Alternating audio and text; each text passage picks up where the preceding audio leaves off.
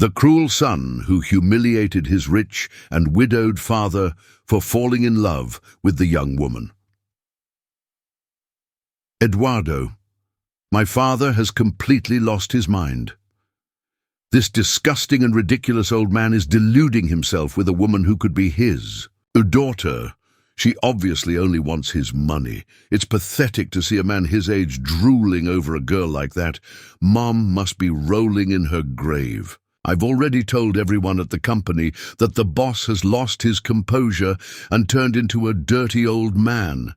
If he marries her, I swear you'll never see me again. I'll contest the will claiming senile dementia and have him committed if necessary. Our company will become a laughingstock in the market. I need to end this sick obsession before he throws everything away because of this gold digger. 1 minute and 45 seconds. That was the duration of the audio message that changed my life forever. A message that wasn't meant for me, Edward Thompson, 65 years old, but for the Eduardo from the gym that my son frequented. Ricardo had sent the message to the wrong contact on WhatsApp. I never imagined that in less than 2 minutes, the entire image I had of my only son would shatter like a mirror struck by a hammer. I sat frozen in my office chair, phone still in hand, Ricardo's voice echoing in my ears. The words, disgusting, old man, pathetic, sick obsession, have him committed burned into my brain like hot iron. My heart, which had survived triple bypass surgery 3 years ago, now felt like it was being crushed by an invisible hand. This wasn't a stranger speaking. This was my son, my flesh and blood, the boy I had raised, loved, and sacrificed everything for. From the window of my corner office, on the top floor of Thompson Tower in downtown Boston, I could see the harbor and part of the city I had helped transform with my real estate developments. 4 decades building an empire from nothing, sacrificing weekends, nights, school events, sometimes even birthdays, all to ensure my family would never face the hardships I encountered when I arrived in the United States at 18 with only $100 in my pocket. I remember the day I stepped off that plane at Logan Airport in 1978. I'd left behind everything I knew in a small town outside of London. My childhood friends, my elderly parents who couldn't understand why America called to me so strongly, the familiarity of narrow streets and centuries-old buildings.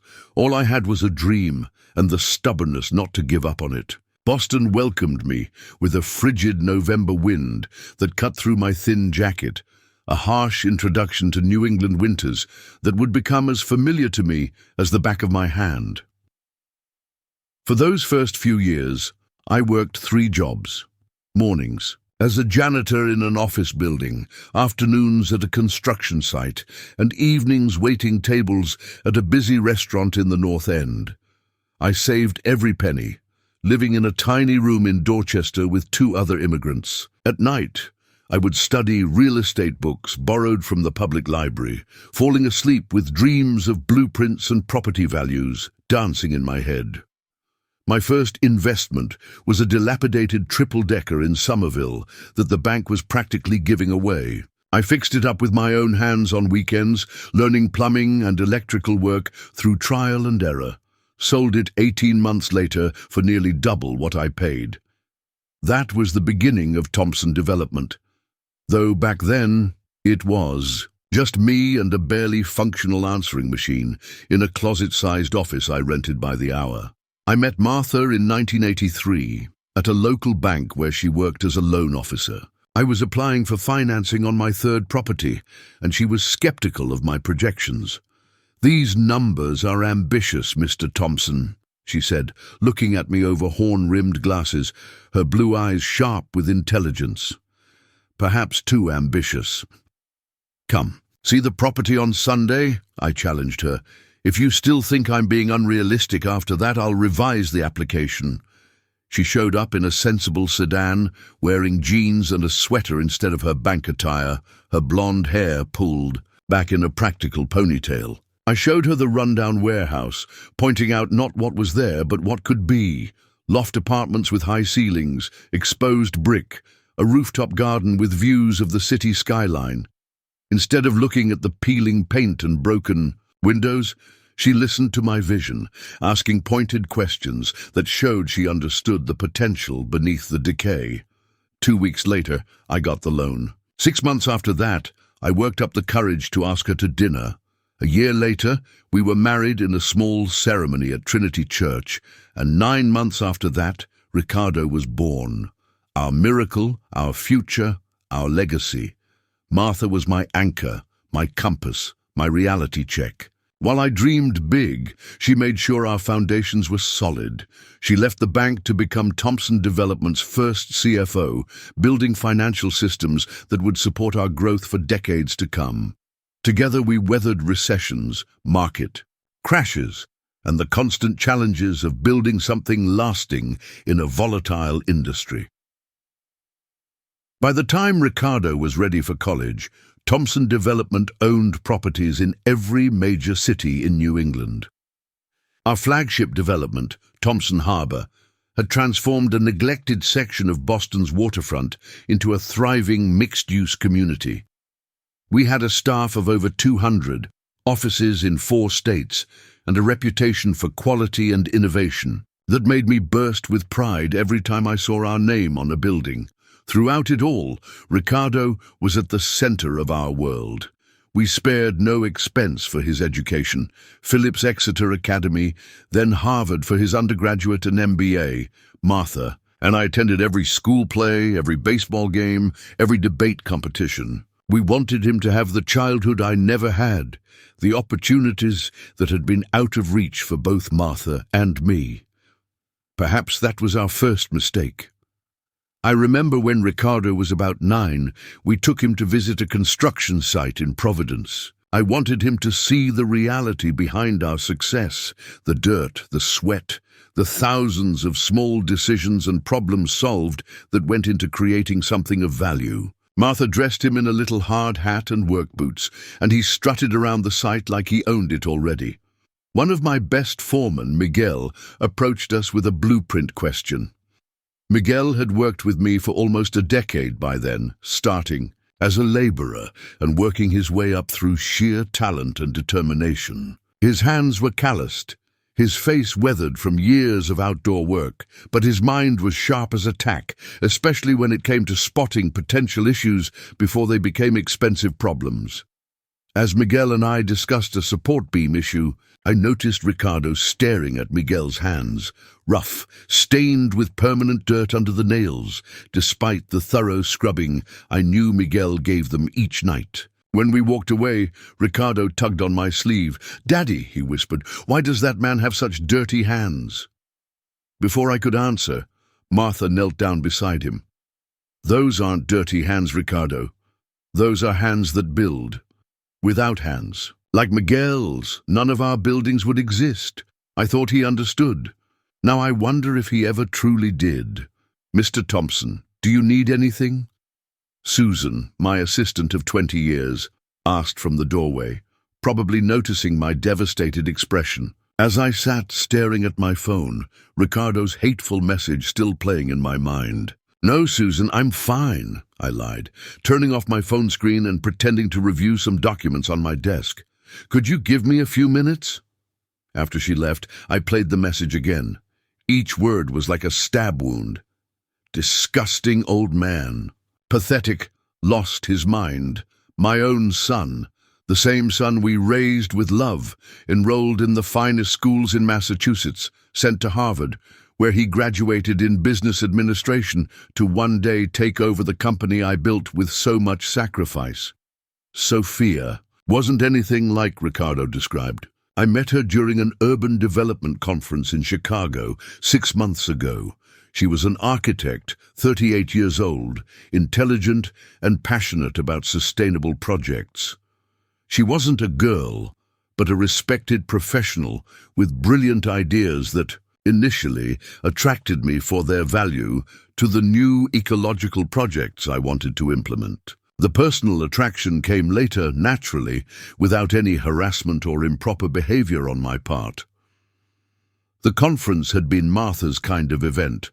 substantive discussions about the future of urban spaces, panels on integrating green technology into historical districts, networking sessions focused on actual collaboration rather than just exchanging business cards. I almost didn't attend. It had been 3 years since Martha's death, but these industry events still felt hollow without her insightful comments on the drive back to the hotel, her ability to remember every person we met, and what made them tick. But Thompson Development was launching an ambitious new initiative focused on carbon-neutral buildings, and our PR team insisted I make an appearance. Just show your face. Say a few words about the company's commitment to sustainability, then you can hide in your hotel room with room service if you want, my PR director had pleaded. So there I was, uncomfortable in a crowded reception hall at the Chicago Hilton, nursing a glass of mediocre white wine and counting the minutes until I could reasonably escape, when I overheard a heated discussion at the bar. With all due respect, Mr. Donovan, that's precisely the kind of thinking that's kept the industry from making real progress on emissions, a female voice said firmly. Incremental changes won't get us where we need to be in time to make a difference. Turned to see a woman with dark hair pulled into a professional knot, her posture tense as she faced down Harold Donovan, one of the old guard of Chicago developers known for his resistance to any regulation, environmental or otherwise. That's all very idealistic, Miss. Harold's tone was dismissive. Martinez, Sophia Martinez. And it's not idealism, it's economic reality. Buildings that meet the highest environmental standards are commanding premium prices and lower vacancy rates across every major market. She gestured with her wine glass for emphasis, not backing down an inch despite the clear power differential between them. Harold snorted. Maybe in California with all those tech hippies, but here in the Midwest. Actually, I found myself interjecting, Ms. Martinez is right. We're seeing the same trend in New England. Our LEED Platinum properties are outperforming our conventional buildings by an average of 22% on ROI. Both turned to look at me, Harold with annoyance, Sophia with surprised appreciation. Edward Thompson, I introduced myself, extending my hand. Thompson Development. Recognition flickered in Harold's eyes. My company's reputation preceded me. But Sophia's expression showed something more interesting. She was assessing me, weighing whether I was truly an ally or just making conversation. Your Harbor Point project incorporated some interesting passive cooling strategies, she said, clearly testing my knowledge. I've wondered how those systems performed during last summer's heat waves. I smiled, pleasantly surprised. Harbor Point was one of our newer developments, and while it had won several architectural awards, it wasn't one of our more publicized projects. Better than expected, actually. We had to supplement with traditional AC less than half as often as our models predicted. The thermal mass calculations were conservative. Her answering smile was like the sun breaking through clouds. I knew it. The consultants always underestimate the effectiveness of passive systems because they're covering their liability. Harold, finding himself outnumbered, muttered something about seeing someone across the room and retreated, leaving Sophia and me to dive into a conversation about building performance that lasted well past the scheduled end of the reception. It wasn't her physical appearance that captivated me, though she was certainly attractive with her intelligent eyes and expressive hands. It was her mind, sharp, innovative, and fearless. She challenged my assumptions about materials, questioned our standard approaches to urban planning, and pushed me to articulate why we made the choices we did as developers. For the first time in 3 years, I felt intellectually alive, engaged, in the kind of substantive debate that Martha and I had reveled in throughout our marriage. When the hotel staff began obviously cleaning up around us, I realized with a start that 3 hours had passed. I've monopolized your entire evening, I apologized. She laughed, a warm sound that seemed to come from deep in her chest. Trust me, Mr. Thompson, if I'd been bored, I would have found a polite excuse to leave after the first 15 minutes. This was the most interesting conversation I've had at one of these industry events in years. Edward, please, I insisted, and I agree. Would you perhaps be interested in continuing this discussion over dinner tomorrow? I'd love to hear more about your work with adaptive reuse of industrial spaces. A flicker of hesitation crossed her face, and I immediately realized how my invitation might sound. This is strictly professional, I added quickly. Your ideas align with some initiatives we're developing at Thompson, and I'd value your perspective. The hesitation vanished, replaced by that direct gaze that I was coming to appreciate. I'd enjoy that, Edward, and please, call me Sophia. Our dinner the following evening was equally stimulating, focused entirely on architecture, urban planning, and the future of sustainable development. I learned that she had grown up in a working-class neighborhood in Philadelphia, the daughter of a carpenter and a high school math teacher. Her path to becoming an architect had not been as smooth as those of her more privileged classmates at Penn, but that struggle had given her a perspective that informed her work, a commitment to creating spaces that served communities, not just profits. By the end of the conference, we had exchanged contact information with a promise to stay in touch about potential collaboration. I returned to Boston energized, with a stack of notes about approaches we might incorporate into our new sustainability initiative. For the next 2 months, Sophia and I exchanged occasional emails. She would send me an article about an innovative project in Copenhagen. I would share research one of our engineers had conducted on embodied carbon in concrete alternatives. It was all strictly professional, even if I found myself looking forward to her messages more than was probably reasonable. She was just a colleague, I told myself, someone whose insight I valued. The flutter in my stomach when her name appeared in my inbox was simply excitement about ideas. Nothing more.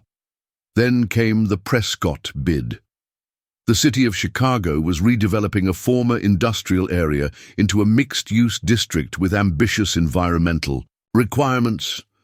Thompson Development had never built in Chicago before, but the project aligned perfectly with our new direction, and my team convinced me we should throw our hat in the ring despite the home field advantage of local developers. We need a Chicago-based architect on the team, my head of business development pointed out.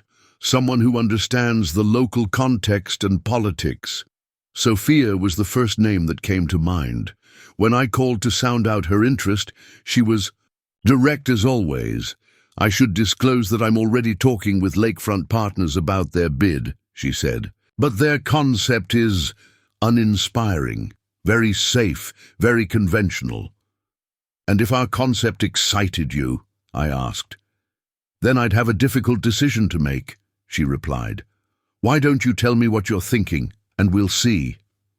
I arranged for her to fly to Boston for a full presentation from our design team. We spent a day in our conference room, walls covered with preliminary sketches and sustainability metrics, passionate arguments breaking out between our architects and engineers as different approaches were debated. Sophia asked penetrating questions, sometimes playing devil's advocate, other times offering alternatives we hadn't considered. At the end of the day, as the team packed up their materials, Sophia turned to me with that direct gaze I'd come to expect from her. I want in, she said simply. This is the project I've been waiting for. You haven't even heard our fee structure yet, I pointed out. She waved this away. The money matters less to me than the opportunity to build something that could change how people think about urban regeneration. This could be a model, Edward. Her enthusiasm was infectious. Her vision aligned perfectly with what I had been trying to articulate for our company's next chapter. We brought her on as the lead local architect, and for the next 3 months worked closely together, developing our bid. There were weekly video conferences, shared document folders full of research and ideas, and occasional in-person meetings, either in Boston or Chicago.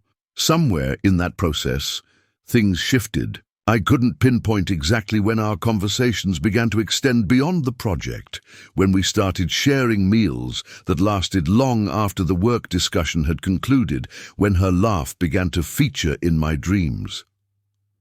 All I knew was that for the first time since Martha died, I was looking forward rather than backward. I didn't act on these feelings. Sophia was a colleague, 27 years my junior, and we were in the middle of an important professional collaboration. The last thing I wanted was to make her uncomfortable or to abuse the power differential between us as the client, and the architect. So I kept things strictly appropriate, even as I found myself choosing shirts I thought brought out the color of my eyes before our video calls, even as I lingered over emails to make sure my responses were thoughtful and engaging. Then came the day we won the Prescott bid. Our team gathered in the Boston office to take the call from the Chicago Development Authority. When the official announcement came through, the room erupted in cheers. In the celebration, I found myself hugging Sophia, a professional embrace of shared achievement. But when we pulled apart, something passed between us, a moment of recognition, of possibility. Later that evening, after the champagne and congratulations, Sophia and I ended up alone in my office, reviewing what the win meant for our next steps. We should celebrate properly, I suggested. Dinner at Menton? It was Boston's most acclaimed restaurant, the kind of place reserved for significant occasions. She considered me thoughtfully, then asked the question that had been hovering unspoken between us. Would this be a professional dinner, Edward, or something else? The directness I had always admired in her professional dealings was now turned to more personal matters. I could have deflected, could have kept things safely in the colleague zone, but something in me was tired of playing. It's safe. 3 years of loneliness, of going through the motions of living, had worn down my caution. I'd like it to be something else, I admitted. But only if that's something you'd be interested in as well. If not, we can certainly keep our relationship strictly professional. The choice is entirely yours, and whatever you decide won't affect our work together. She didn't answer immediately, and I respected her for that, for taking the time to consider rather than giving a reflexive response. I've enjoyed getting to know you these past months, she finally said.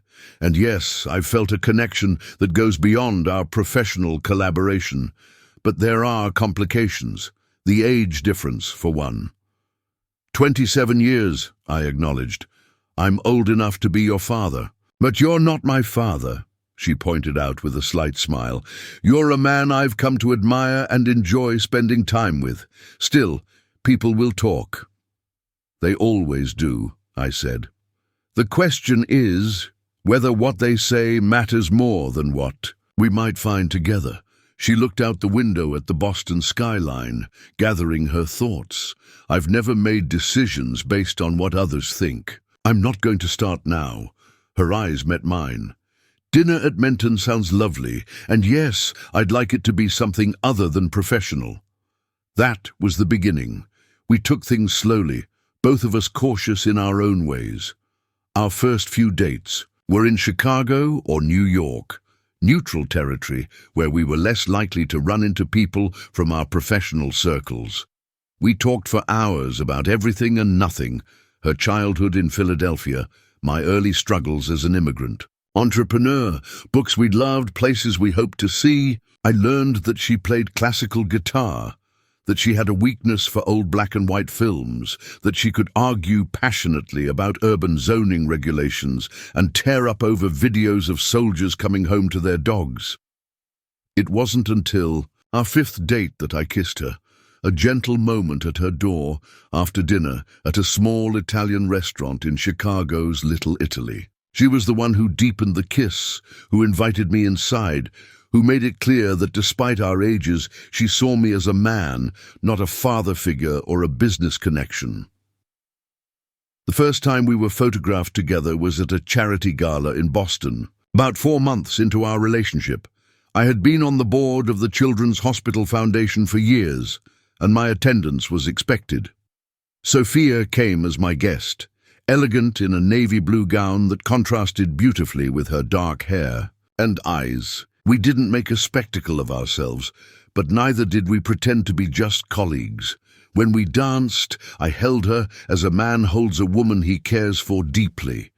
When she laughed at something, I said, I didn't hide my pleasure in having caused that laugh. The photo appeared in Boston Magazine's Society pages the following week. Sophia and I, heads inclined toward each other in conversation, my hand resting lightly on the small of her back. The caption was neutral enough. Thompson Development CEO Edward Thompson with architect Sophia Martinez at the Children's Hospital. Spring Gala. But the image told a different story, one that anyone with eyes could read. Ricardo called the day the magazine hit newsstands. Dad, what the hell? No greeting, just immediate attack. Who is this woman, and why are you pawing at her in public? I took a deep breath, reminding myself that Ricardo was still grieving Martha in his own way. Good morning to you too, son. Sophia is an architect we're working with on the Chicago project, and I wasn't pawing at anyone. That's not what it looks like in this picture. She's half your age.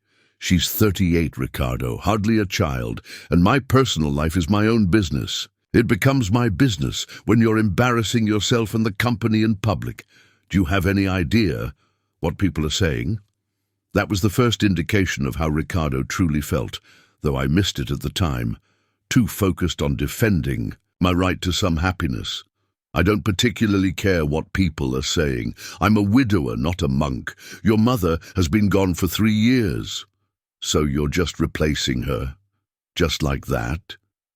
The pain in his voice made me soften my tone. No one could ever replace your mother, Ricardo. You know how much I loved her, but Martha would not have wanted me to spend the rest of my life alone.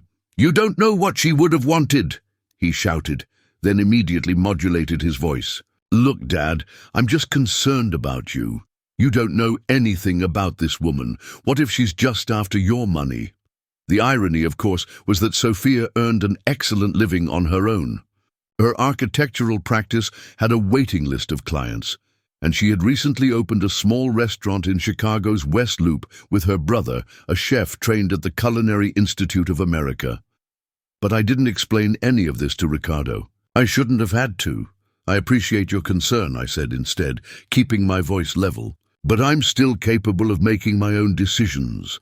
I'd like for you to meet Sophia properly. Perhaps dinner next week when you're back from the Providence site visit? I'm going to be tied up with the contractors there for a while, he demurred. Maybe when I get back. But that dinner never happened, ever. Ricardo always had an excuse, a conflict, an emergency that needed his attention. Meanwhile, Sophia and I continued to see each other, our relationship deepening as we discovered more layers to each other. She introduced me to her family. Her parents, now retired in Arizona, her brother and his wife in Chicago, her cousins scattered across the country. They were warm, unpretentious people who asked practical questions about my intentions, but seemed more concerned with whether I made Sophia happy than with my age or bank account. I introduced her to my closest friends, most of whom had known Martha, and received Sophia with cautious politeness that warmed as they got to know her. Susan, my assistant who had worked with me for 20 years, was perhaps the most critical initial observer, fiercely protective of both Martha's memory and my well-being. But even she was won over when she saw how Sophia challenged me, made me laugh, brought me back to life in ways she had feared would never happen again. Ricardo was the holdout. He avoided company events where Sophia might be present, made excuses when I suggested family dinners, and when forced into the same room with her at a project meeting, treated her with a cold professionalism that bordered on rude. I told myself to be patient, that he needed time.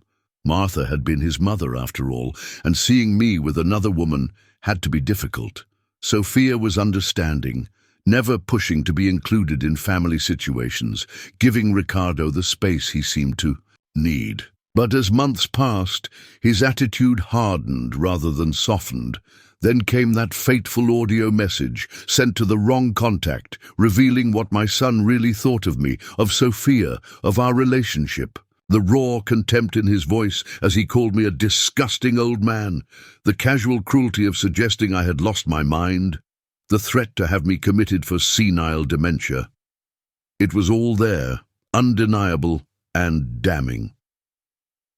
After Susan left my office, closing the door softly behind her, I played the message one more time, forcing myself to listen to every hateful word.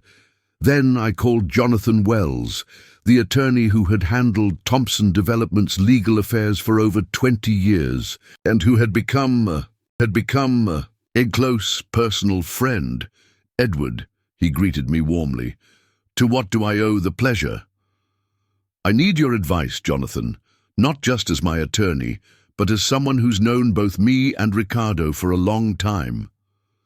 "That sounds serious," he replied, his tone shifting to concern. "What's happened? I'd rather discuss it in person. Can you come to my office today, if possible? I'll be there in an hour." True to his word, Jonathan arrived exactly 60 minutes later, his silver hair neatly combed, his bow tie perfectly centered as always. At 70, he was one of the few people in my life who made me feel young by comparison, though his sharp mind and physical energy belied his age. I offered him a seat, then played Ricardo's message without preamble. Jonathan's expression darkened as he listened, his bushy eyebrows drawing together in a thunderous frown. When it finished, he removed his glasses and pinched the bridge of his nose. "Well," he said finally, "that is deeply troubling." "That's one way to put it," I agreed, the hurt still raw. "My son thinks I'm a disgusting old man who should be committed, for falling in love with a woman younger than himself. Has he given any indication of these feelings before now?" I recounted Ricardo's behavior over the past 6 months, the avoidance, the rudeness, the increasingly frequent comments about my age and health.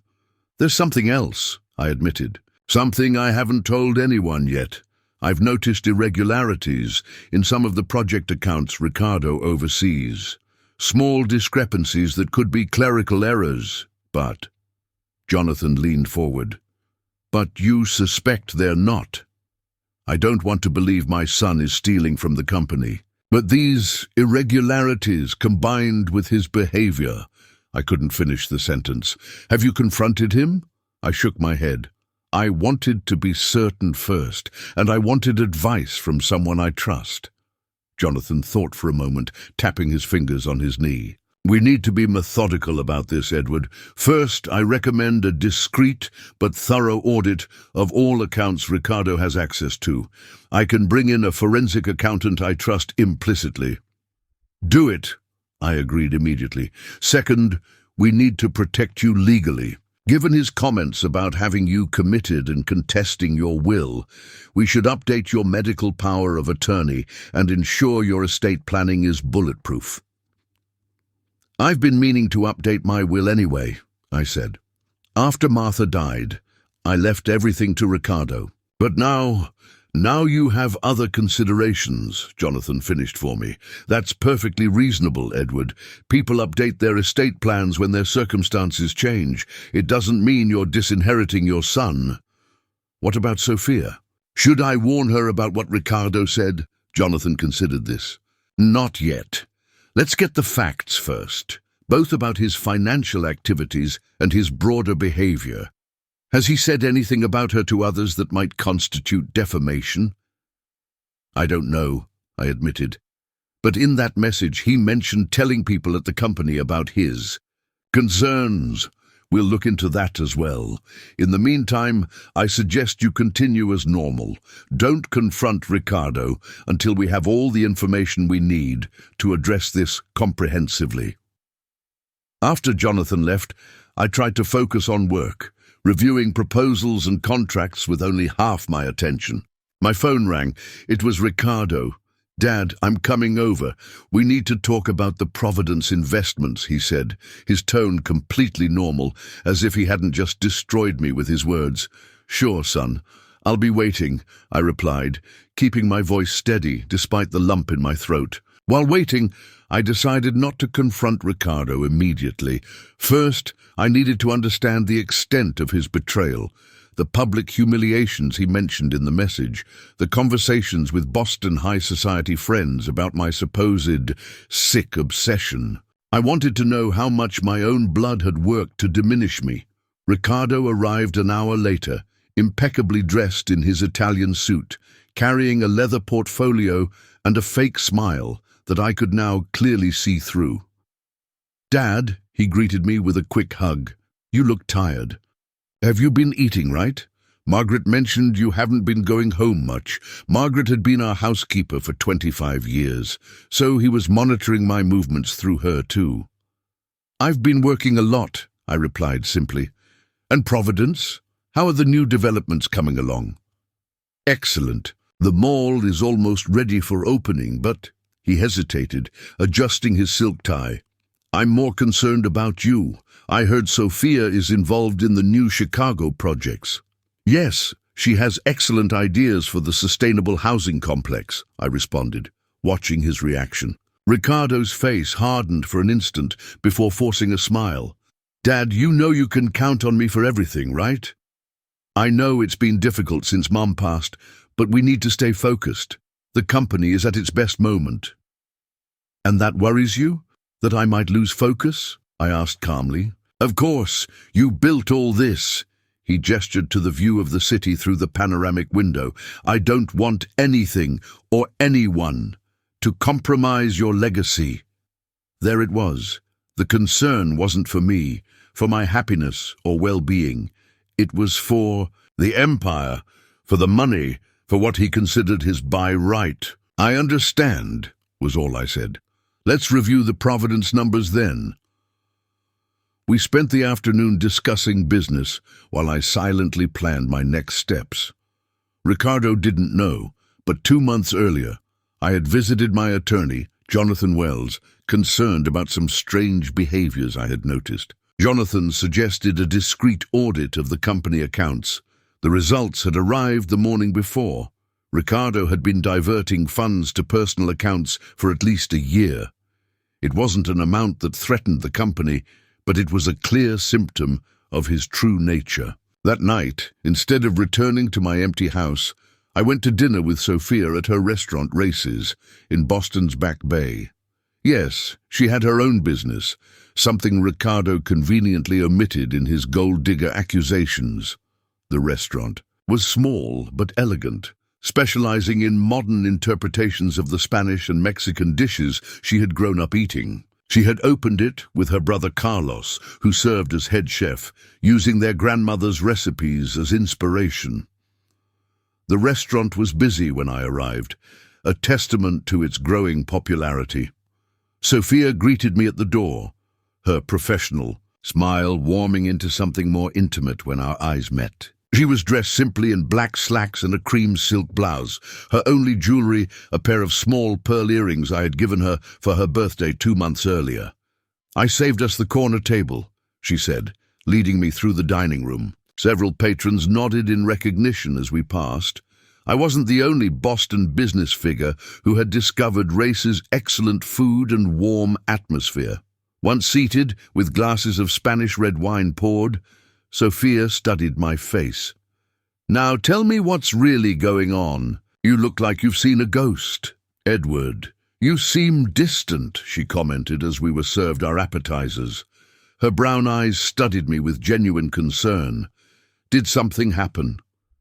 "I discovered some things about Ricardo today," I confessed, deciding in that moment to tell her part of the truth. "Things that make me question everything I thought I knew." "What kind of things?" she asked, her voice gentle but direct. I took a deep breath. "There are financial irregularities in some of the accounts he manages. Jonathan is looking into it more thoroughly, but the preliminary findings are troubling." Her eyebrows rose in surprise. "Are you saying he's been embezzling?" "That's what it looks like. Not huge amounts, but significant enough to establish a pattern." I didn't mention the audio message or the things Ricardo had said about her. There was no need to hurt her with that knowledge yet. I'm so sorry, Edward. She reached across the table to take my hand. I can't imagine how painful this must be for you. What hurts most is the betrayal, I admitted. The money is just a symptom of something deeper, a fundamental dishonesty I didn't see, or maybe didn't want to see. Sophia was quiet for a moment, her thumb tracing circles on the back of my hand. Have you confronted him? Not yet. I want to have all the facts first, and I want to be calm when I do it. I managed a rueful smile. Right now, calm is not my predominant emotion. That's understandable. Finding out someone you trust has betrayed you. She shook her head. It's one of the worst feelings in the world. Something in her tone made me realize she was speaking from experience. You sound like you know that feeling well. She nodded, a shadow crossing her face. My ex-husband. We were young. I was just out of architecture school, and he was starting a tech company. I supported us financially for 3 years while he built his business.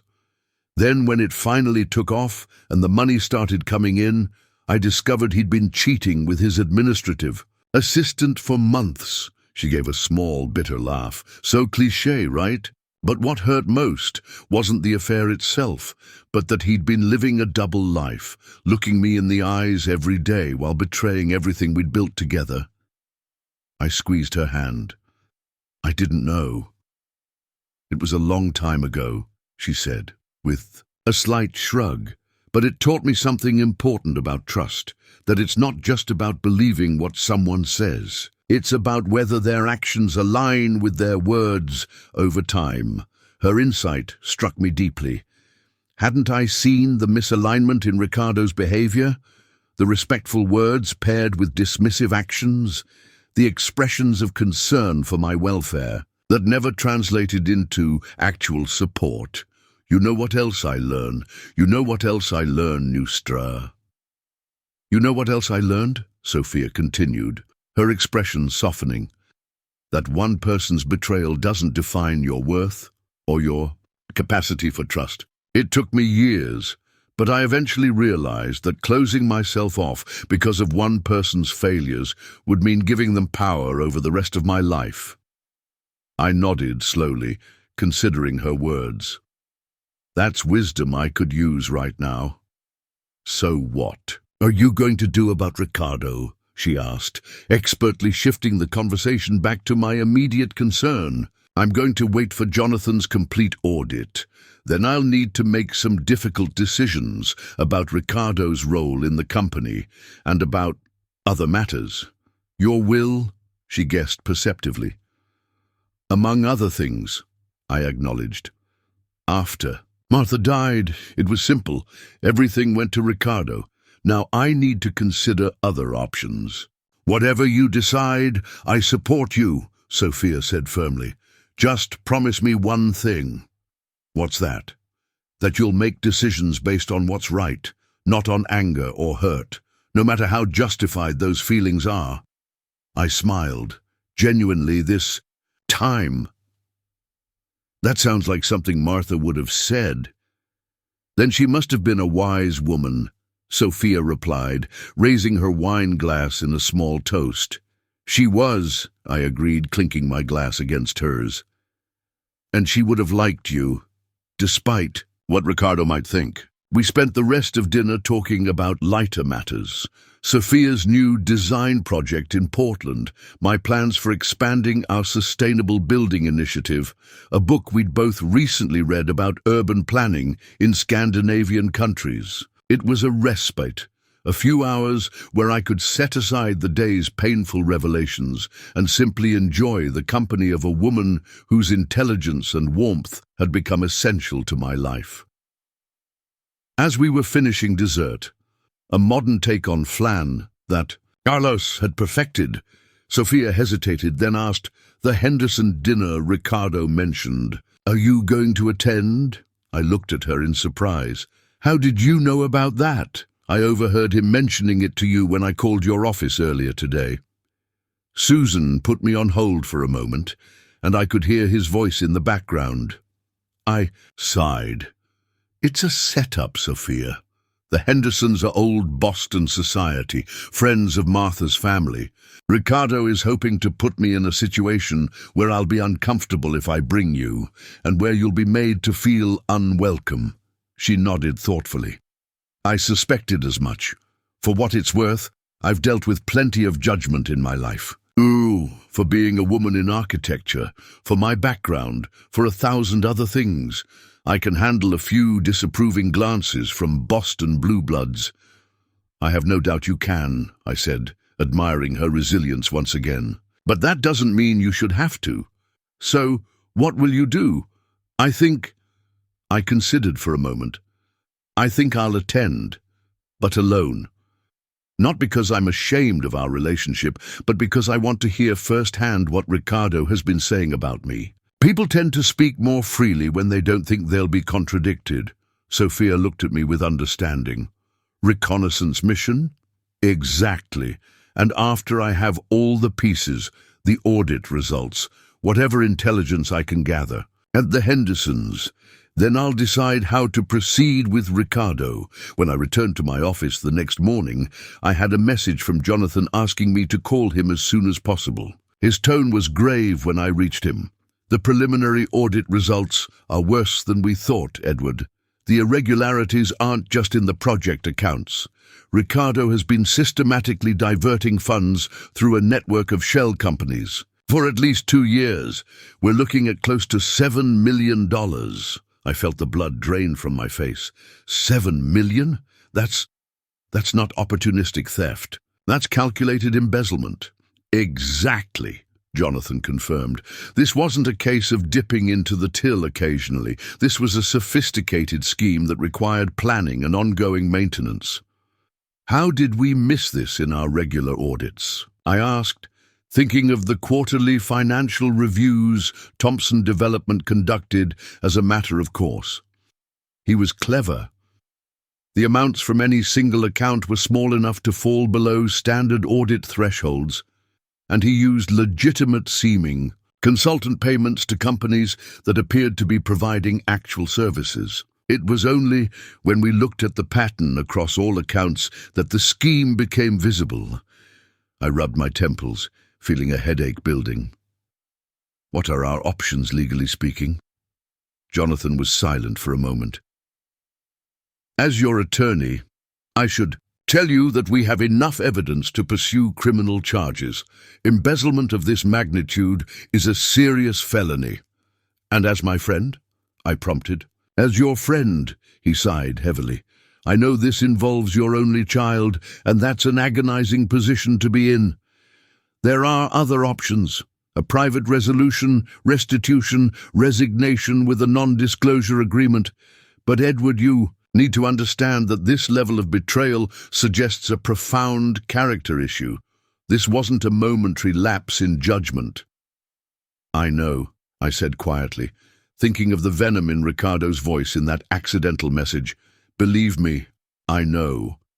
There's something else, Jonathan added reluctantly. We've found evidence that he's been collecting information about you, medical records, personal emails, financial statements, things he shouldn't have access to. Why would he? I began, then stopped as the realization hit me. He's building a case to challenge my mental competence, just like he said in that message. That would be my assessment, yes. He's gathering ammunition to support a claim that you're not capable of managing your own affairs. The calculated nature of it all stunned me. This wasn't just about money, or even about Sophia. This was about control, about Ricardo positioning himself to take over everything I had built, everything I was, before I was ready to relinquish it. What do we do now? I asked, feeling suddenly very old and very tired. We complete the audit, we document everything thoroughly, and Edward, I strongly recommend updating your estate plan immediately. If Ricardo is planning what we think he is, you need to ensure your wishes are clearly established and legally unassailable. After hanging up with Jonathan, I sat at my desk, staring at the photographs arranged there. Martha on our wedding day, a smile radiant beneath a simple veil. Ricardo at his Harvard graduation, his face proud beneath the mortarboard. The three of us on a sailing trip to Martha's vineyard when Ricardo was 13, all windblown hair and sunburned noses. How had we gone from that happy family to this? Suspicion, betrayal, schemes and counter-schemes. Where had I gone wrong as a father? What had changed in the sweet boy I remembered to create the calculating man Ricardo had become? The intercom buzzed, interrupting my painful reflections. "Mr. Thompson, the project team for Chicago is here for your 10 o'clock, Susan announced. "Thank you, Susan. I'll be right there." I straightened my tie, put on the professional mask I had perfected over decades in business, and went to meet my team.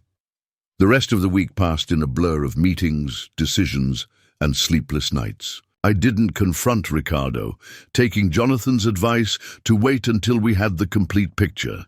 He continued to come to work, to attend meetings, to act as if everything was normal, while I watched him with new eyes, noting the subtle manipulations I had previously missed, the careful image cultivation that had fooled me for so long. Saturday evening arrived, and with it, the Henderson dinner. I dressed carefully in a conservative navy suit that Martha had always favored, a subtle armor, against what I anticipated would be a difficult evening. The Hendersons lived in a stately brownstone in Beacon Hill, just a few blocks from the home Martha and I had shared for 30 years. As I walked the familiar streets, memories flooded back, pushing Ricardo on the swings in the Common, summer concerts on the Esplanade, winter evenings by our fireplace, planning the future of Thompson development. Had it all been an illusion? Had the close-knit family I thought we were been nothing but a convenient fiction? Elizabeth Henderson greeted me at the door, her silver hair perfectly coiffed, her smile warm but assessing. "Edward, how lovely to see you. It's been too long." She air-kissed my cheek, the subtle scent of Chanel No. 5 bringing back memories of countless dinner parties with Martha at my side. "Thank you for including me, Elizabeth. You're looking well. Come in, come in. Everyone's in the living room. Richard arrived just a few minutes ago." I followed her through the elegant foyer into the living room, where about a dozen of Boston's elite were gathered, crystal tumblers and wine glasses in hand. I spotted Ricardo immediately, holding court near the fireplace with James Sullivan, a bank president whose family had been in Boston since before the Revolution. Ricardo looked up as I entered, a flash of surprise crossing his face before he smoothed it into a practiced smile. "Dad! I wasn't sure you'd make it." He crossed the room to greet me with a hug that felt hollow now that I knew what lay beneath. "The performance. I wouldn't miss catching up with old friends," I replied evenly. "James, good to see you." "Likewise, Edward. We were just discussing the market outlook for commercial real estate. Your son has some interesting perspectives." "I'm sure he does," I said, accepting a scotch from a passing server. "Ricardo has always had a keen mind for business." The evening progressed as I had anticipated. Polite conversation, excellent food, and an undercurrent of scrutiny directed my way. I caught the occasional glance, the whispered exchange when people thought I wasn't looking. During the second course, Margaret Cabot, a widow about my age whose husband had been on the hospital board with me, leaned in with artificial concern. "Edward, dear, we've all been so worried about you. Richard mentioned you've been working such long hours lately. At our age, it's important to know when to slow down." "Thank you for your concern, Margaret, but I'm in excellent health," I replied with a bland smile. "My doctor just gave me a clean bill of health at my annual physical last month." "Oh, that's reassuring," she patted my hand. "It's just that Richard was saying you've seemed distracted lately, making decisions that aren't like you." "Really? How interesting." I maintained my pleasant expression. "What kind of decisions did he mention?" She flushed slightly, realizing perhaps that she'd said too much. "Oh, just business matters, I believe. I don't really understand all that real estate talk." "Of course," I nodded understandingly, though inwardly I was seething. So Ricardo had been planting seeds of doubt about my competence, even among our social circle. After dinner, as the party broke into smaller conversation groups, I found myself cornered by William Henderson near the liquor cabinet. "Refill," he offered, gesturing to the crystal decanters. "Just a small one," I agreed, holding out my glass. As he poured, he spoke in a lowered voice. "Edward, we've known each other a long time, so I'm going to be direct. There's talk about you and some young woman." I met his gaze steadily. "Sophia Martinez. She's an architect working with Thompson Development on our Chicago project. And yes, we're seeing each other personally as well as professionally." William grimaced slightly. "Look, I'm the last person to judge another man's private life. But Ricardo is concerned, and frankly, so are some of your other friends. She's, what, half your age?" "She's 38, William. A successful professional with her own restaurant and architectural practice. And while I appreciate the concern, my personal life is my own business." He raised his hands in a placating gesture. Of course, just be careful, Edward. There are people who take advantage of men in your position. After Martha passed, I was vulnerable, I finished for him. Lonely, easy prey." "Something like that," he admitted. "Ricardo mentioned she's been pushing for changes at the company, getting involved in strategic decisions. That's concerning." So that was the narrative Ricardo had been spreading. That Sophia was manipulating me, influencing company decisions, positioning herself to control Thompson Development through me. It was a clever angle, one that would resonate with these conservative businessmen who still viewed women, particularly younger women, with suspicion in the business world. "Sophia has contributed valuable expertise to our sustainability initiatives," I said carefully. "As for company strategy, those decisions remain firmly with me and my executive team." William nodded, seemingly satisfied, though I could tell he wasn't entirely convinced. "Good to hear. Just looking out for you, old friend. Martha would have expected no less." "I appreciate that," I lied smoothly. Martha valued loyalty above all else. As the evening wound down, I made my excuses relatively early, citing an early flight to Chicago the next day. As Ricardo walked me to the door, he maintained the concerned son act. "You're leaving already? Are you feeling all right, Dad?" "Just tired," I said. "It's been a long week." "You've been working too hard," he pressed, his hand on my shoulder in a gesture that once would have seemed affectionate, but now felt calculated. "Maybe you should think about cutting back your hours, delegating more." "To you, perhaps," I suggested mildly. "Well, that would be the natural progression," he agreed, not catching the edge in my voice. "You've built an incredible legacy, Dad.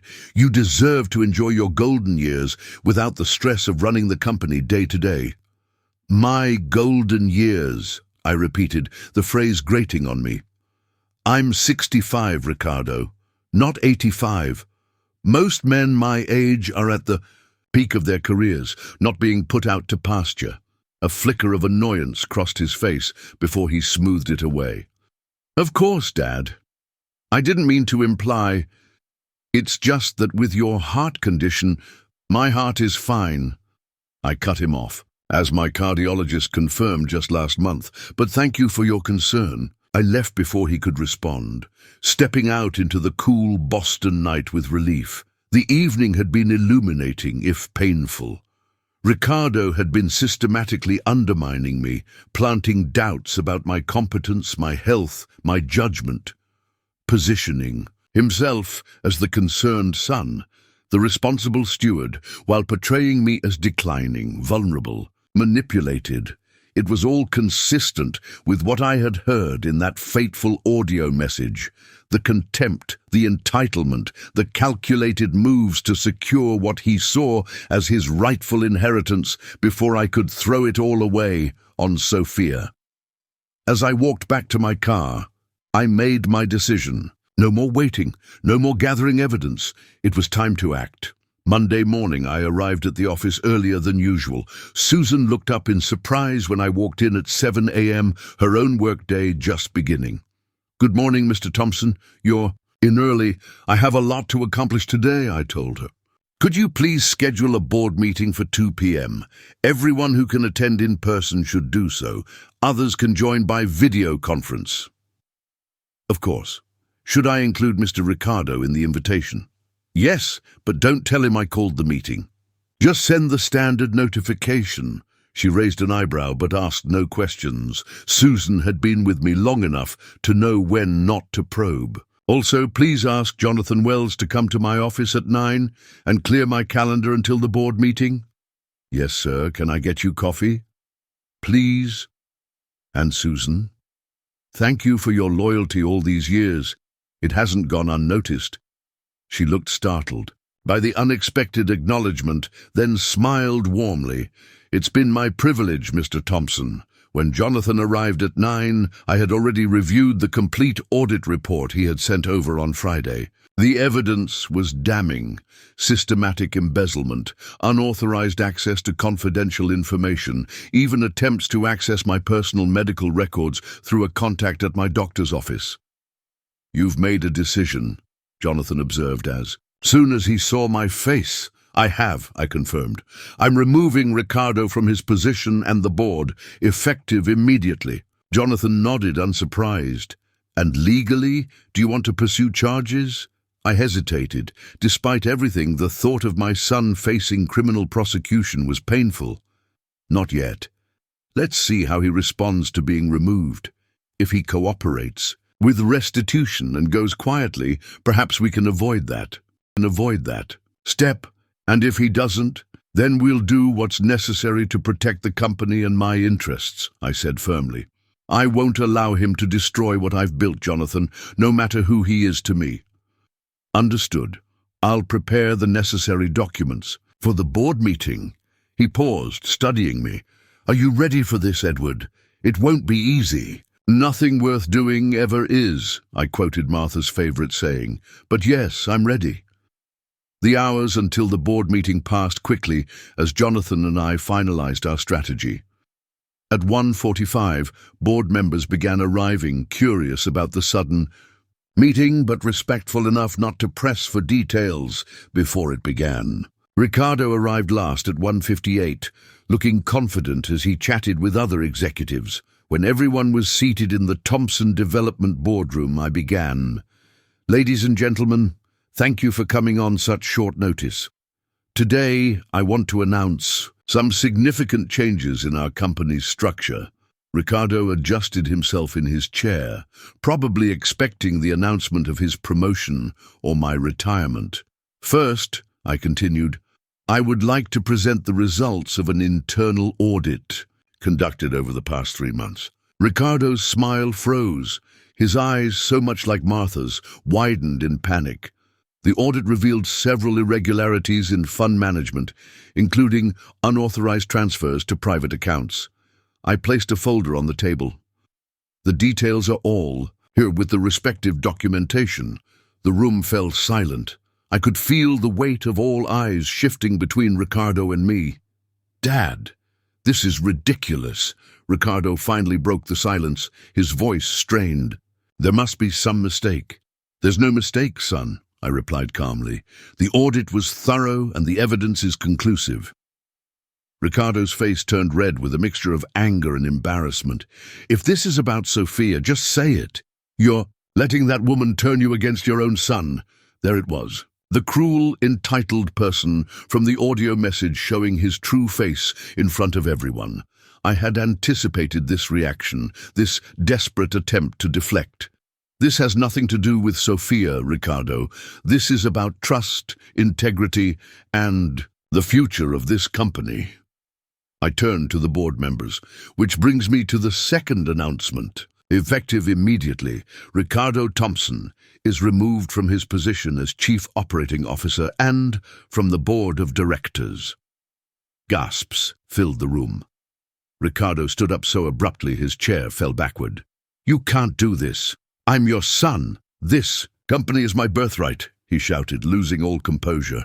I remained seated calm, despite the storm raging inside me.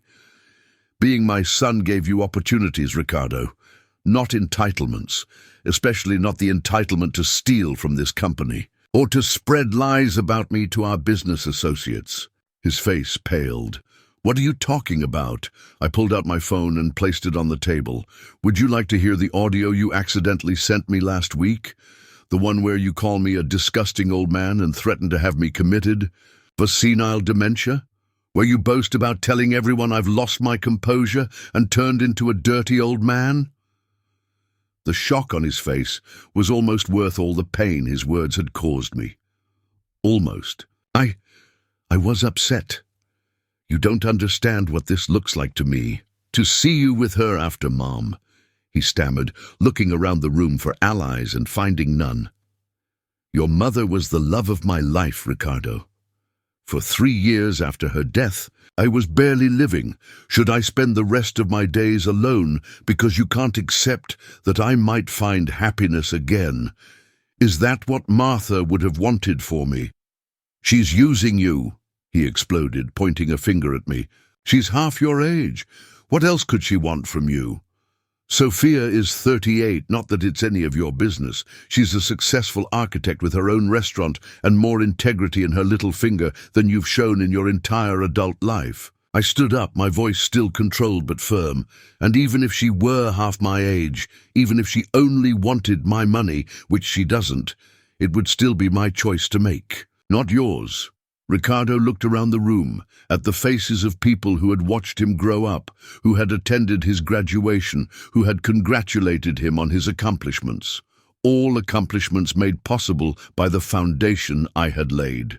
"You'll regret this," he hissed. "When that woman takes everything you've built, when your empire crumbles because you were thinking with the wrong head, you'll regret throwing away your only son." The vulgarity of his words in that professional setting shocked everyone. This wasn't the polished Harvard graduate they knew. This was a spoiled, entitled man-child having a tantrum because his meal ticket was being threatened. "Security will escort you to your office to collect your personal belongings," I said, nodding to the head of security who had been waiting outside. "Your company car, credit cards, and access to corporate accounts will be deactivated by the end of the day." "You can't do this to me. I'll sue you. I'll tell everyone you've lost your mind," he shouted as security approached. I looked him straight in the eyes, my voice steady. "You're welcome to try, son. Every word you've said about me, every lie you've spread, every dollar you've stolen, it's all documented. I may be old, but I'm far from a fool." As Ricardo was escorted out, hurling threats and insults, I addressed the remaining board members. "I apologize for this unfortunate scene. This is a family matter that should never have affected our business, but Ricardo made that impossible." After briefly explaining the transition plan for Ricardo's responsibilities, I adjourned the meeting. The board members filed out silently, still processing the dramatic confrontation they had witnessed. Only Jonathan remained, his expression a mixture of concern and respect. "You handled that as well as could be expected," he said quietly. "Did I?" I wondered aloud, suddenly feeling the weight of what had just transpired. I just publicly humiliated my only child. "No," Jonathan corrected firmly. "Ricardo humiliated himself. You simply held him accountable, which is what any responsible parent and company president would do." I nodded, accepting his perspective even if I couldn't fully embrace it yet. "What happens now?" "Legally, we secure the company, changing access codes, redirecting Ricardo's email, notifying financial institutions. Personally," he trailed off. "That's up to you, Edward." After the meeting, I returned to my office, emotionally drained but strangely at peace. Susan brought me a cup of coffee and squeezed my shoulder supportively before leaving me alone with my thoughts. I stared out at the Boston skyline. the city lights beginning to twinkle as dusk settled. My phone buzzed with messages from Ricardo. First angry, then pleading, then threatening again. I silenced it and called Sophia instead. "How did it go?" she asked, concern evident in her voice. "About as well as could be expected," I sighed. "He showed his true colors to everyone. It wasn't pretty. I'm sorry, Edward. I know how much you love him, despite everything." "I do love him. He's my son. But sometimes loving someone means not letting them get away with behavior that harms themselves and others." I paused, gathering my thoughts. "Would you like to have dinner tonight? I could use the company." "I'll be there," she said warmly. "My place or yours? Let's try something new," I suggested. "There's a little place in Cambridge I've been meaning to visit. A fresh start." After hanging up, I opened my desk drawer and took out an old photo. Martha holding newborn Ricardo in the hospital, both of them radiant. "I hope I'm doing the right thing," I whispered to my late wife's image. "He's lost his way, Martha, but I haven't given up on him." In the weeks that followed, the company adjusted to Ricardo's absence.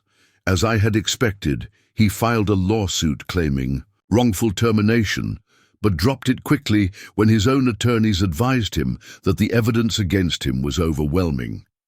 He made no attempt to return the embezzled funds, nor did he contact me directly again after that initial flurry of messages.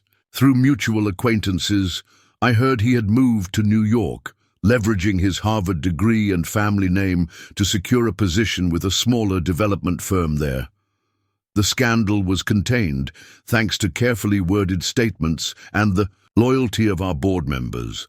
In business circles, it was understood that Ricardo had left to pursue other opportunities, a euphemism everyone recognized but few questioned openly.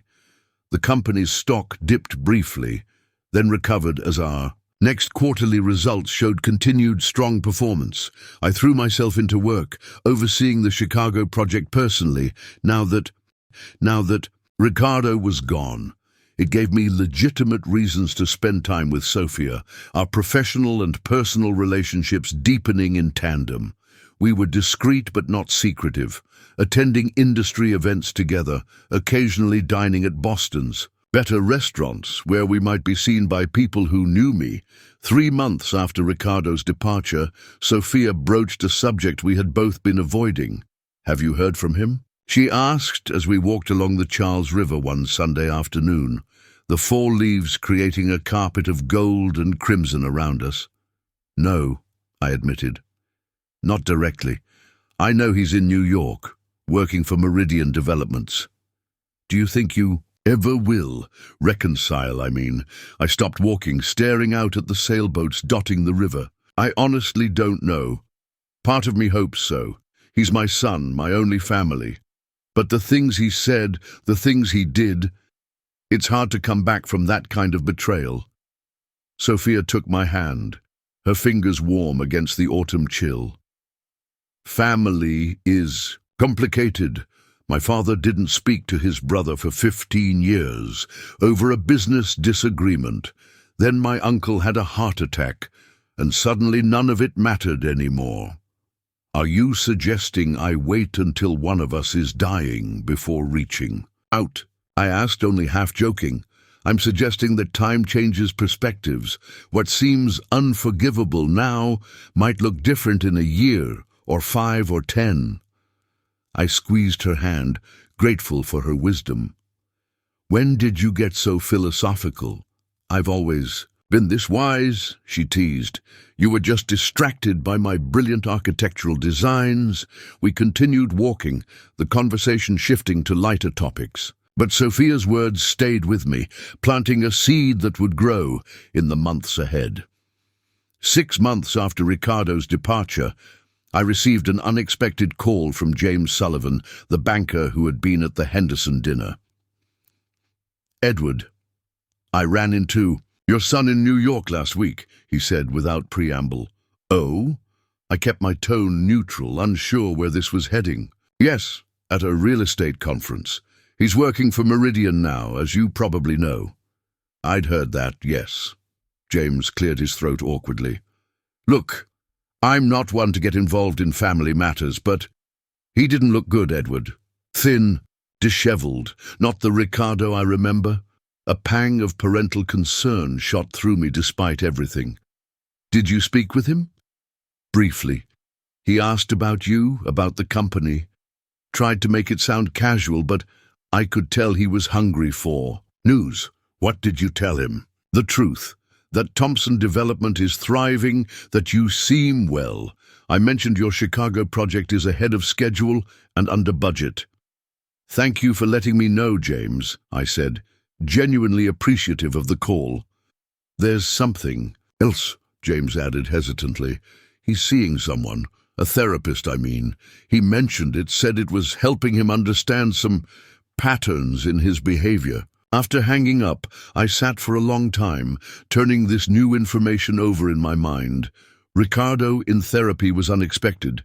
He had always scoffed at the idea, calling it paid friendship for the weak-minded. Was this a genuine attempt at growth, or another manipulation, a way to rehabilitate his image for potential future opportunities? I shared the conversation with Sophia that evening over dinner at my home, a rare night in, as we both had early meetings the next day. What do you think? She asked after I recounted James's call. Do you believe he's really trying to change? I don't know, I admitted. The cynical part of me says it's just another angle, a way to generate sympathy or position himself for a comeback. But the father in you hopes it's real, she finished for me. I nodded, poking at my pasta without much appetite. Is that naive? It's human, she said simply. And it's one of the things I love about you, Edward. That despite everything, you haven't become bitter or closed off. You still hope for the best in people, even when they've hurt you deeply. Her words registered belatedly. Did you just say you love me? Sophia smiled, a slight blush coloring her cheeks. I did. Is that all right? It's more than all right, I said, reaching across the table to take her hand. I love you too, Sophia, more than I thought possible at this stage of my life. 2 months passed. Ricardo made no attempt to contact me directly, but through various channels I continued to hear about his life in New York. He was working steadily at Meridian, by all accounts performing well, but keeping a lower profile than he had at Thompson. He continued with therapy, and according to mutual acquaintances, had stopped drinking, a habit I hadn't even realized had become problematic for him. As for me, life settled into a new rhythm. Thompson Development was thriving, our Chicago project garnering attention for its innovative, sustainable design. Sophia and I grew closer, our relationship deepening beyond what either of us had expected. She maintained her own apartment and her independence, something I respected and admired about her. We spent weekends together, traveled occasionally for both business and pleasure, and found in each other a partnership that was equal parts intellectual stimulation, emotional support, and genuine affection. Then, one rainy Tuesday afternoon, my assistant buzzed my office intercom. Mr. Thompson, there's a Ricardo Thompson here to see you. He doesn't have an appointment. I froze, my hand hovering over the report I'd been reviewing. This moment had played out in my mind dozens of times over the past months. But now that it was here, I found myself unprepared. Should I tell him you're in a meeting? Susan asked after my prolonged silence. No, I finally managed. Send him in. The door opened, and there stood my son. James had been right. He looked different, thinner, less polished, with dark circles under his eyes that spoke of sleepless nights. His once immaculate suit hung slightly loose on his frame, though. It was still of good quality. What struck me most was his posture.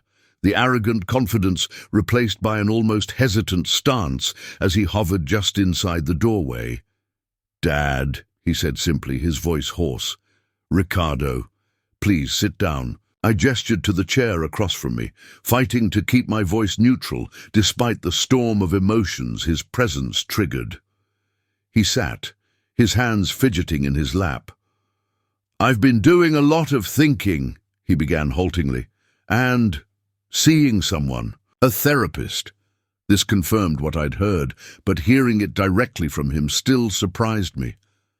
That's good to hear, I said cautiously. She's helping me understand some things. About Mum's death. About my fear of losing you too. He looked up, his eyes wet. I've been angry for so long. At cancer for taking Mom, at you for surviving when she didn't, and then, when you started seeing Sophia... It felt like a betrayal, I finished for him. He nodded. I told myself it was about the age difference, about protecting the company, about your reputation. But it wasn't. It was about me not wanting to let go of Mom and punishing you for doing so. I remained silent, giving him space to continue. The things I said in that message. He shook his head, ashamed. I didn't mean them. I was lashing, out trying to hurt you because I was hurting. It's no excuse, I know. No, it's not, I agreed. Words have power, Ricardo, especially when spoken by someone you love. I know that now. He took a deep breath. I'm not asking for my job back or for things to go back to how they were. I don't want to lose my father. Not like this. Not because of my own stupidity and pride. For the first time in months, I saw my son, not the entitled, angry man he had become, but the sensitive boy who used to climb into my lap when thunderstorms frightened him, the teenager who worked alongside me during summer breaks to learn the business from the ground up, the young man who had held my hand at Martha's funeral when my legs threatened to give out. It won't be easy, I told him honestly. Trust, once broken, is difficult to rebuild. I know, he nodded. I'm prepared to do the work, whatever it takes. It will take time, consistent effort, genuine change. I understand. He hesitated. And Sophia, are you happy with her? I studied his face, looking for signs of the old resentment, but found only tentative acceptance. Yes, Ricardo, I am. She's not trying to replace your mother. No one could. But she brings joy to my life, and at my age, that's not something to take for granted. He nodded slowly. I'd like to meet her, properly this time, if she's willing after everything I've done. That evening, I recounted the conversation to Sophia over dinner at her place. She listened attentively, her head tilted in that way she had when she was really considering something important. Do you believe him? She asked finally. That he's genuinely sorry and wants to change. I took a sip of wine, contemplating. I believe he wants to believe it. The rest will depend on his actions going forward. And you're willing to give him that chance? He's my son, I said simply. When you have children someday, you'll understand. He's my son, I said simply. When you have children someday, you'll understand. There's new Strew. He's my son, I said simply. When you have children someday, you'll understand. There's no love quite like it. Frustrating, heartbreaking, but unconditional nonetheless. She reached across the table to take my hand. Then I'd be happy to meet him. Properly this time, as he said. The following Sunday, I invited Ricardo to brunch at Sophia's restaurant. He arrived early, nervously adjusting his tie, not the expensive Italian silk he usually wore, but a more modest one I recognized as a gift from Martha years ago. Sophia greeted us both warmly, professional but genuinely open to this reconciliation attempt. The conversation was awkward at first, stilted with the weight of unspoken history, but gradually eased as Sophia asked Ricardo about his therapy journey and shared stories of her own grief after losing her father when she was in college. Watching them, I felt a cautious hope bloom in my chest. This wasn't a happily ever after. Real life rarely provides those.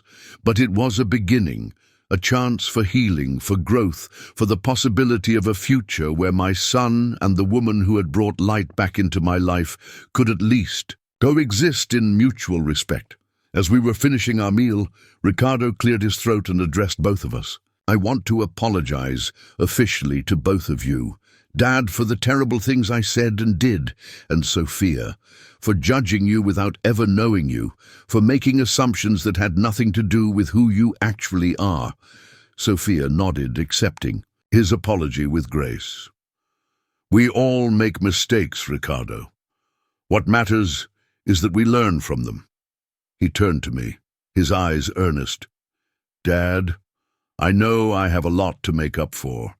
I've been talking with Uncle Jonathan about possibly doing some pro bono work with his legal clinic to start, and I'd like to eventually earn my way back into the company, if that's ever possible. Not as an executive, but maybe starting in one of the development teams, actually learning the business properly this time. I felt something loosen in my chest. A knot of disappointment and hurt that had been there since that fateful audio message. One step at a time, son. But that sounds like a good place to start. As I drove home that afternoon, I thought about the journey that had brought me here. From the young immigrant with dreams of success to the empire builder, from husband to widower, from betrayed father to whatever new role I was stepping into now.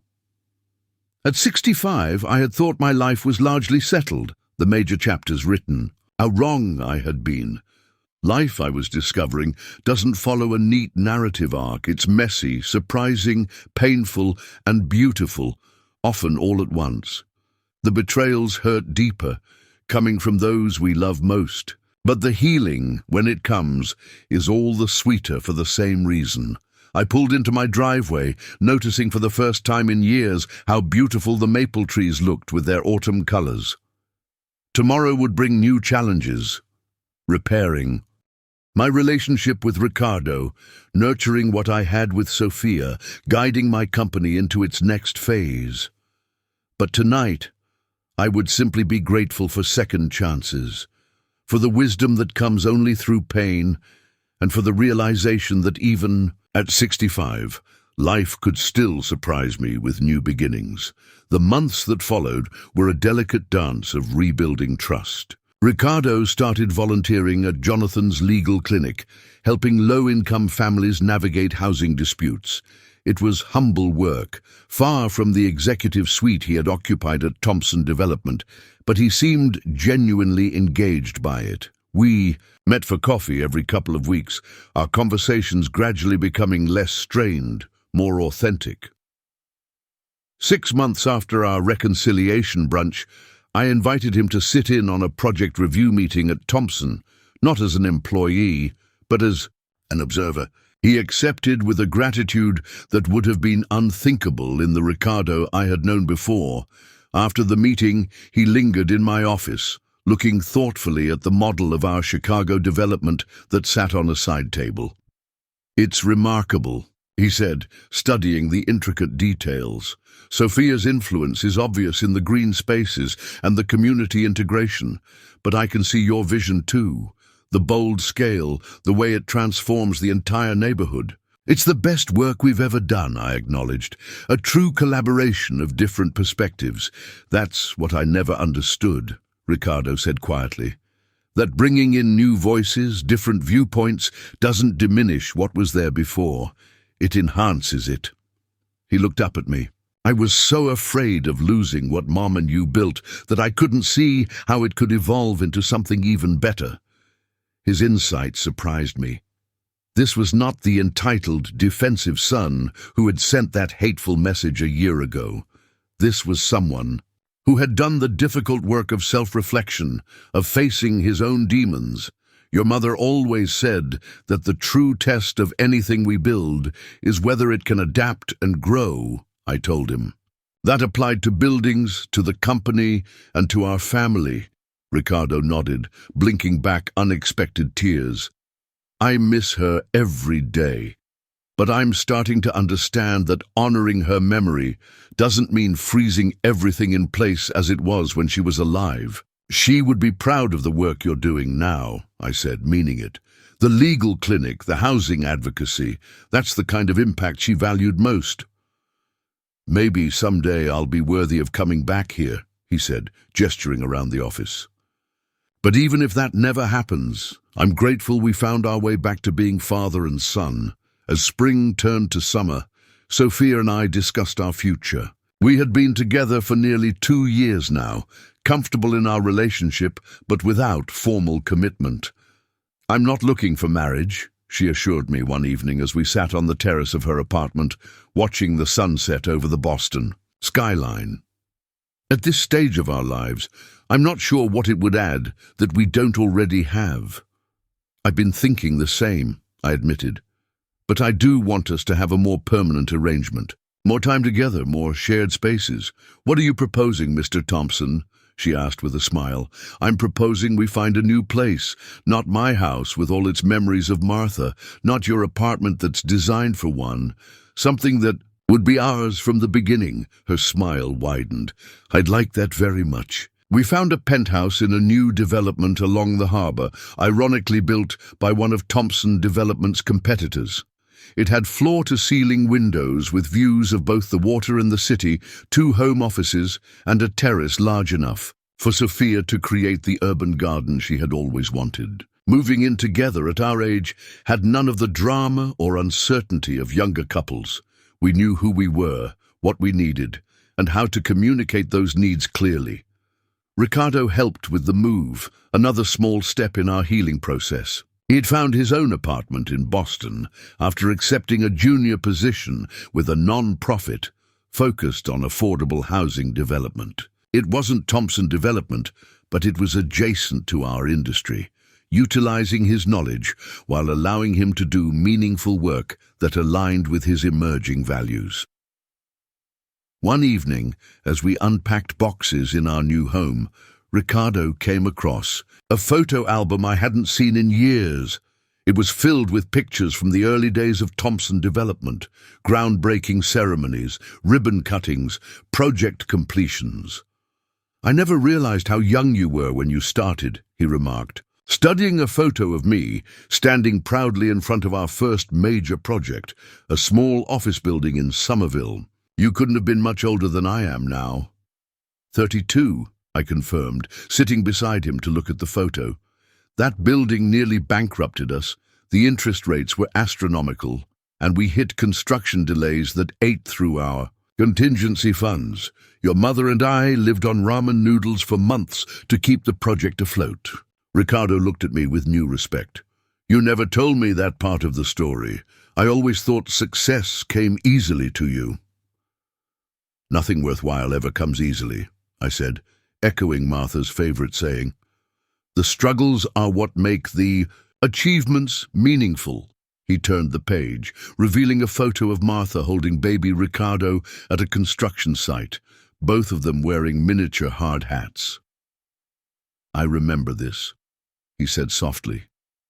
"Or maybe I just remember you telling me about it, Mom bringing me to the Providence site. She wanted you to understand what we did, why it mattered," I explained.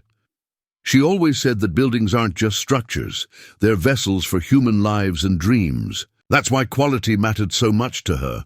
Because we weren't just putting up walls and roofs, we were creating spaces where people would live out their stories." Ricardo nodded thoughtfully.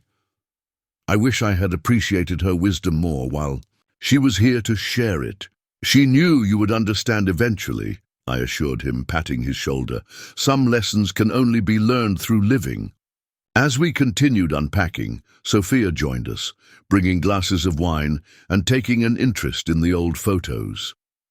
Watching her and Ricardo laugh over a particularly unflattering picture of me from the 80s, complete with a regrettable mustache and oversized glasses, I felt a profound sense of gratitude wash over me. This was not the life I had envisioned when Martha died, not the future I had planned for Thompson Development, not the relationship with my son I had taken for granted.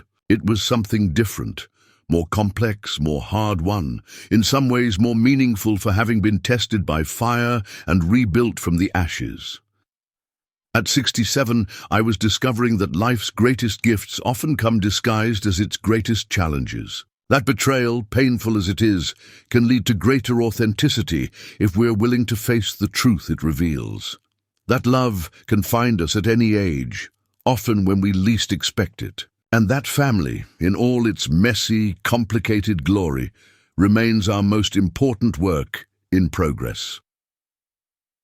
1 year to the day after Ricardo's unexpected visit to my office, we gathered for dinner at our new home. Sophia, Ricardo, Jonathan, Susan, and her husband, and a few other close friends who had supported us through the difficult times. It wasn't a formal occasion, just a quiet celebration of how far we had come. After dinner, as Sophia served coffee and Jonathan regaled everyone with stories from his early days as a Boston attorney, Ricardo pulled me aside onto the terrace. "I have something for you," he said, handing me a small wrapped package. "It's not much, but—" I opened it to find a silver frame containing a new photograph. Ricardo, Sophia, and me at the groundbreaking for a community center Thompson was building in an underserved Boston neighborhood. The project had been Sophia's idea, a pro bono initiative to give back to the city that had been our home for so many years. "I thought you might want this for your office," Ricardo explained. "A new memory to go alongside the old ones." The gesture touched me deeply, not just the gift itself, but what it represented. Ricardo's acceptance of Sophia, his embrace of the company's evolving mission, his recognition that new chapters didn't erase what came before, but added to the ongoing story. "Thank you, son," I said, my voice thick with emotion. "This means more than you know." He nodded, understanding passing between us without need for further words. We rejoined the party, where Sophia was distributing dessert plates loaded with her brother, Carlos's famous tres leches cake. Later that night, after our guests had departed and we were preparing for bed, Sophia noticed me standing at the window, looking out at the harbor lights reflecting on the water. "Penny for your thoughts?" she asked, coming to stand beside me. "I was thinking about that audio message," I admitted. "The one Ricardo sent by mistake. How something so painful became the catalyst for so much growth and change." She wrapped her arm around my waist, leaning her head against my shoulder. "Sometimes we need to hit bottom before we can start climbing." "Indeed," I agreed. "And sometimes what seems like an ending is actually a beginning in disguise." We stood there together for a long moment, watching the boats in the harbor gently rocking with the tide, the city lights creating a constellation of human endeavor against the dark sky. At 67, I had learned that life's greatest wisdom often comes from its hardest lessons, that forgiveness doesn't mean forgetting, but choosing to build something new on the ruins of what was broken. That love, in all its forms, is always worth the risk, no matter our age or circumstances, and that sometimes the most precious gift we can receive is the chance to begin again, wiser for our wounds, more grateful for our joys, and more deeply aware of the fragile, precious nature of the connections that give our lives meaning. As I turned from the window and followed Sophia to bed, I carried with me a profound sense of peace. Not the complacent peace of a life without challenges, but the hard-won serenity that comes from weathering life's storms and finding on the other side that what remains is stronger, truer, and more beautiful than what came before. In that fateful audio message that had changed everything, Ricardo had called me a disgusting old man for daring to find happiness again after loss. But time and wisdom had taught us both that age brings not disgust, but dignity, not the end of possibilities, but a deeper capacity to appreciate them, and that love, at any stage of life, is never ridiculous, but rather the most profound affirmation of what it means to be fully, gloriously human. 2 years after that reconciliation dinner, I found myself facing a decision I never expected to make again at my age. Sophia and I had settled into a comfortable rhythm in our shared life, each maintaining our professional identities while building a personal connection that deepened with each passing day. We had traveled together to her family's ancestral home in Spain, to architecture conferences in Japan and Denmark, to quiet retreats in Vermont, where the only sounds were birdsong and the rustling of leaves. Through it all, we had maintained our independence even as we grew more intertwined. She continued to run her architectural practice and her restaurant with her brother, while I gradually stepped back from day-to-day management at Thompson Development, focusing more on strategic direction and mentorship of younger executives. Ricardo had continued his own journey of growth and redemption. After 2 years with the housing non-profit, he had applied for a junior development position at Thompson, not in management, but in project coordination. The board and I had agreed to give him this opportunity, with clear expectations and accountability, measures in place. He had thrived in the role, bringing a new perspective informed by his non-profit experience, working diligently, without the sense of entitlement that had once characterized his approach. On a crisp fall evening, Sophia and I were enjoying a quiet dinner on our terrace when she surprised me with a question. "Edward," she began, an uncharacteristic hesitancy in her voice, "have you ever thought about getting married again?"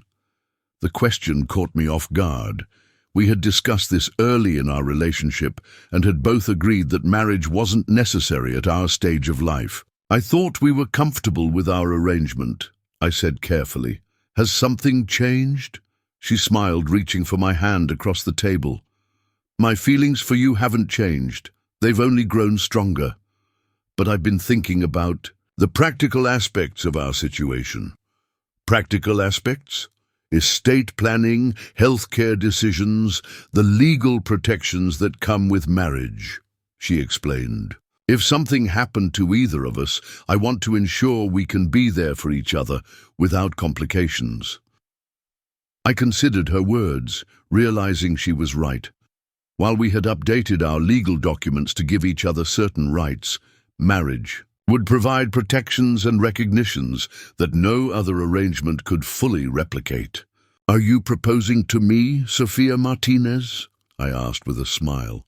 "I suppose I am," she laughed. "How terribly modern of me." "Then I accept," I said simply. "Not because we need a piece of paper to validate what we have, but because I want every possible connection to you, legal and otherwise." We decided on a small ceremony, intimate and without fanfare. Just a few close friends and family members at the Boston Public Garden, where Martha and I had often walked during our early years together. It felt right to honor that history, even as I embraced this new chapter. The morning of our wedding, I stood in front of the mirror, adjusting my tie when there was a knock at the door. It was Ricardo. "Need any help, Dad?" he offered, coming to stand beside me in the reflection. "Just making sure I look presentable," I said, smoothing down my jacket. "Not every day a man my age gets married." Ricardo smiled, a genuine warmth in his expression that had once been rare, but now came more naturally. "Mom would be happy for you, you know. She always said her greatest wish was for you never to be lonely." "Did she really say that?" I asked, surprised. He nodded. "During her last weeks, when you would fall asleep in the chair beside her hospital bed, she made me promise to make sure you found happiness again after she was gone." He looked down, embarrassed. "Obviously, I failed spectacularly at keeping that promise initially. But you're here now," I reminded him gently. "That's what matters." "I have something for you," he said, reaching into his pocket and pulling out a small box. "It was Mom's. I thought Sophia might like to have it today." I opened the box to find Martha's favorite pearl bracelet, a simple strand of perfectly matched, creamy orbs that she had worn on special occasions throughout our marriage. "Ricardo, this is... I don't know what to say." "You don't need to say anything. Sophia isn't replacing Mom, but she's become family. And family heirlooms should stay in the family."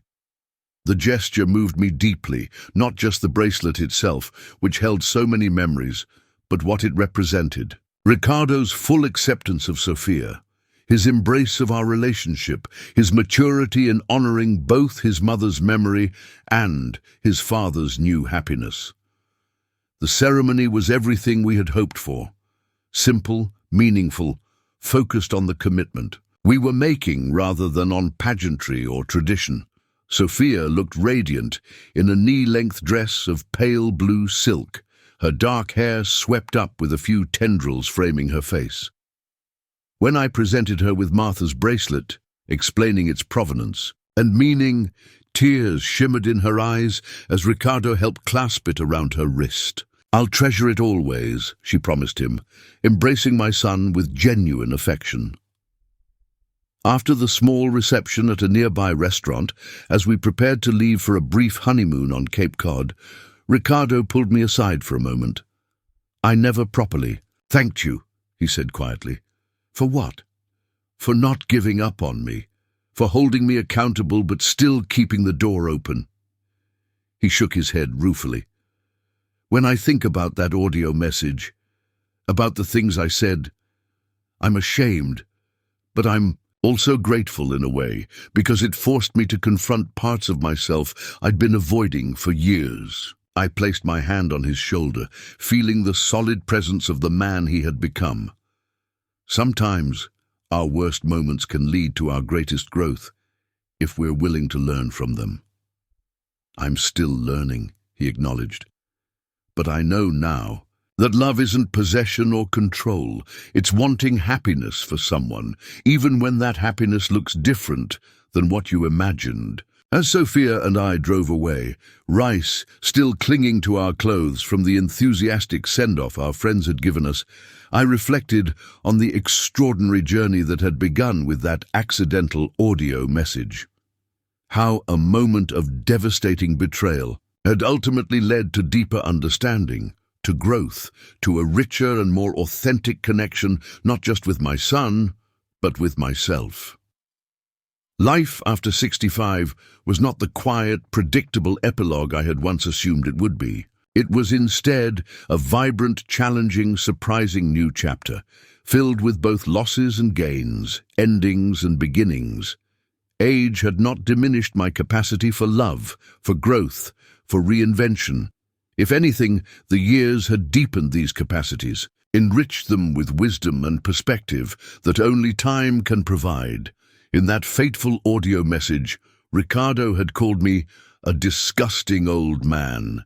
Now, as I glanced at my new wife beside me, her profile illuminated by the golden late-afternoon sun, I knew with bone-deep certainty that there was nothing disgusting about growing old, nothing pathetic about continuing to open one's heart, nothing ridiculous about embracing joy whenever and however it finds us. The truth that both Ricardo and I had learned, though in very different ways, was that life doesn't diminish with age. It ripens, deepens, grows more complex and more precious with each passing year. And love, whether it comes at 20 or 40 or 65, is always a gift to be cherished, never a weakness to be ashamed of. As we crossed the Sagamore Bridge onto Cape Cod, leaving the city behind us, Sophia reached over and took my hand. "Happy?" she asked simply. I squeezed her fingers, feeling the cool metal of her new wedding band against my palm. "More than I ever thought possible," I answered truthfully. And in that moment, driving toward the future with the woman I loved, leaving behind both painful and precious memories, while carrying forward the lessons they had taught me, I knew that the most important things we build in this life are not made of brick and steel, but of forgiveness and courage, of honesty and hope, materials that, unlike the grandest skyscraper or the most impressive development, truly stand the test of time.